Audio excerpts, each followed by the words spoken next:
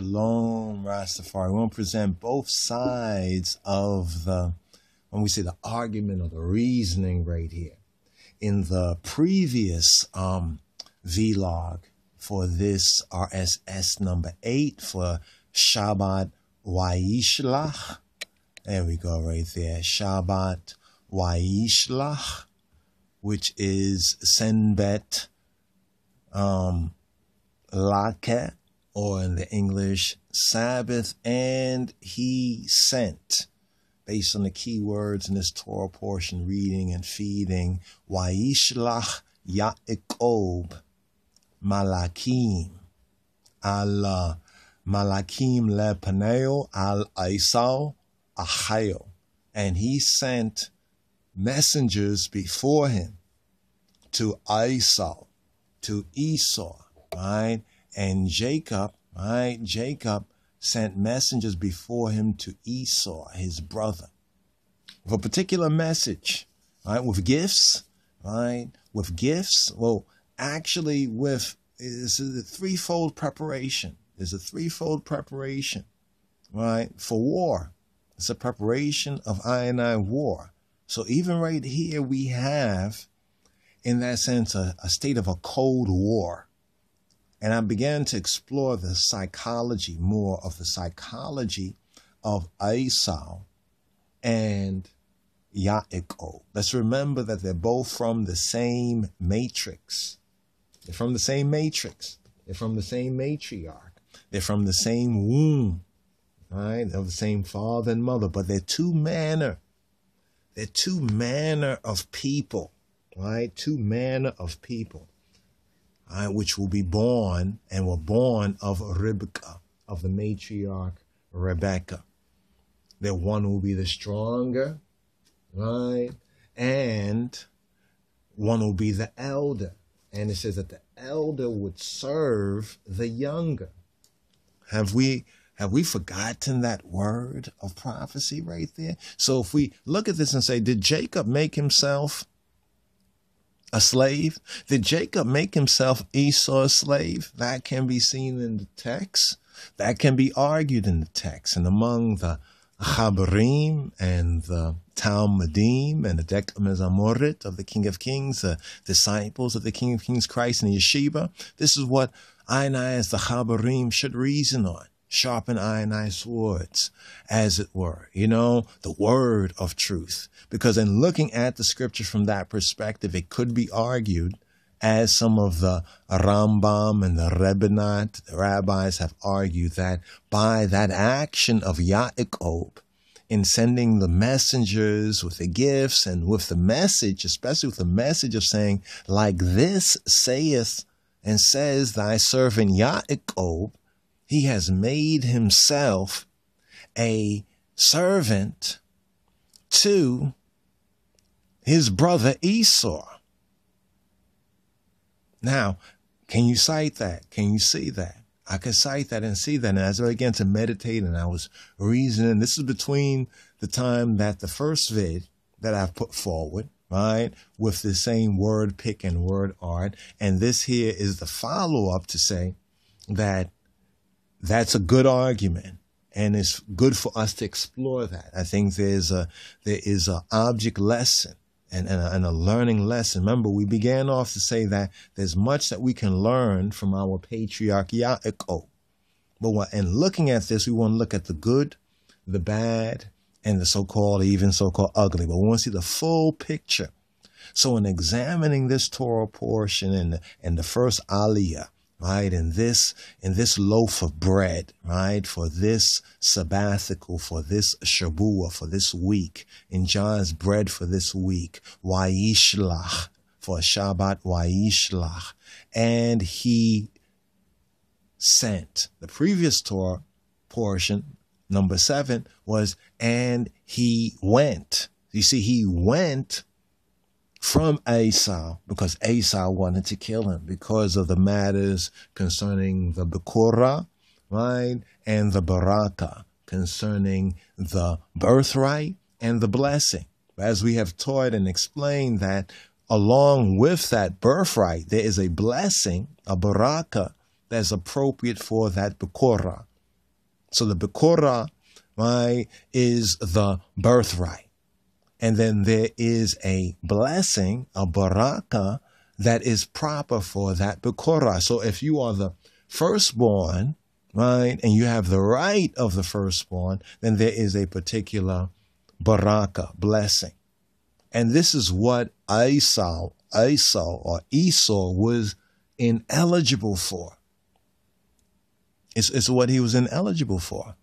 Even though he had presented when he had returned and found out that Yaakov had already received the baraka, right? He said that it was his. It wasn't really his anymore after he had sold his Bekora. See, we have to keep that in mind after he had sold his Bekora. Because if Yaakov had served him, remember what the prophecy is? That the elder, who would be the stronger, according to what was revealed to Rebekah, right? Ribkah, their mother, when she inquired on what was going on in her matrix, in her womb, with the two running one against the other, the two wrestling, right? One against the other. This is why that picture right there is also very interesting as well, in seeing the two of them in that embrace. So we're using just a couple of word pics, some word art right here. So in looking at the psychology of Yaakov, we're going to focus a little more. It's kind of clear Esau, though we're going to study Esau's psychology as well. Well, this world system is Esau's. This is Esau's system. So we're basically living in Esau's world, so to speak, right? Esau represents the mind of the flesh, right? Esau is a hunter, right? And because he's a hunter, something very interesting about what Yaakov does right here. We can learn about the wit, the wisdom, and we can say some of the mother's wit, because remember, Rebekah loved Yaakov. It is Yitzhak that loved Esau. But then Jah in Malachi says that Jah loved Yaakov and he hated Esau. So that means that Rebekah, right, she could see and foresee, while Yitzhak in the previous, it says that he was, his eyes were dim. He was like legally blind. He didn't see that because he loved Esau, because Esau had game in his mouth, because of his venison, right? There was game in his mouth. Now, the game was up when Jacob was being sent from home, because Yitzhak blessed Yaakov again, and Esau was there. He picked up on that. He must have known that, oh man, I tried to get the blessing. I wanted to get the blessing, though I didn't want the birthright. You have to over that. You can't get the blessing without the birthright, because the birthright, right, gives you that right for that firstborn blessing. So while most people will look at it like, oh, Jacob stole this, so forth and so on, right? The same way that the rabbis will say, well, Jacob was making himself servant. But think about it for a moment. If Yaakov really was acknowledging the fact that he had that birthright because of Esau's sale, remember what the word says? And the elder shall serve the younger. See, the elder, naturally, the elder was Esau. The younger was Yaakov. But Esau had sold his birthright, Bekorah.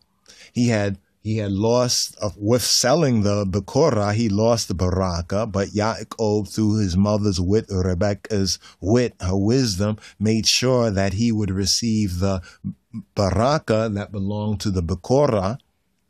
Now we can see the wisdom that Yaakov actually is acting in full accord with the receiving of both the Bekorah, the birthright, as well as the baraka, the blessing, because he puts himself now in that subordinate and that servant position. So we can see that wisdom of how Yaakov here is behaving and walking wisely with his brother Esau, with his brother Esau.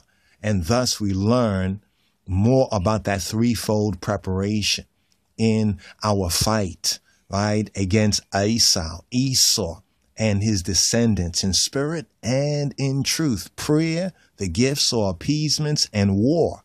So we're going to study a little bit more on the psychology of Yaakov, a father Jacob, here in this 8th sabbatical, Vayishlach. Stay tuned, Wendemoch Chabarim. Shalom, Chabarim. Shalom, Lahitarot. Till I and I meet. Shalom. يستعد إذن ونتابع كرة مرفوعة.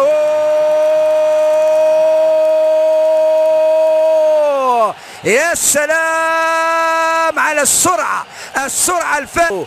أمبرواز أويونغو من مواليد 91. هذه المباراة الثانية يلعب في نيويورك ريد بولز. إذن الهدف الأول، شوف يا سلام يا سلام من رأسية، والهدف الأول يستعد.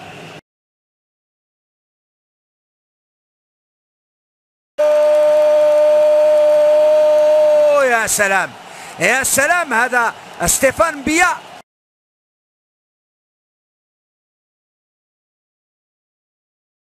53 مباراة دولية، واليوم يسجل الهدف الرابع.